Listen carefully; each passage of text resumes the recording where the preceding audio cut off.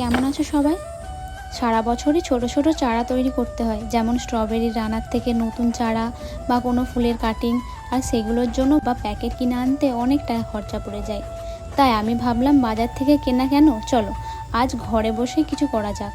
এই দেখো, আমি নিজেই বাড়িতে থাকা ফেলে দেওয়া জিনিস দিয়ে এই সুন্দর সুন্দর ছোট ছোট মিনি গ্রো ব্যাগগুলি বানিয়ে ফেলেছি। দেখো এগুলো কত কিউট লাগছে না? আমাদের বাড়িতে যে চালের বস্তা, আটার প্যাকেট বা গ্রসারির শক্ত প্লাস্টিকের ব্যাগগুলি আসে, সেগুলো কিন্তু আমরা সাধারণত ফেলেই দিই।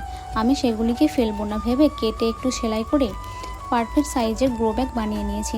আর হ্যাঁ, সবথেকে জরুরি কাজ যেটা, এইগুলোর নিচে ছোট ছোট ফুটো করে দিতে হবে যাতে জল জমে গাছের শিকড় পচে না যায়। এই গরমে নতুন ছোট চারাগুলিকে বড় টবে দেওয়ার আগে এরকম ছোট গ্রো ব্যাগে কিছুদিন রেখে দিলে গাছের গ্রোথ খুব ভালো হয়। কোনো খরচ ছাড়াই আমার কতগুলি টব রেডি হয়ে গেল, প্রকৃতিও বাঁচলো আর আমাদের বাগানের কাজও হয়ে গেল।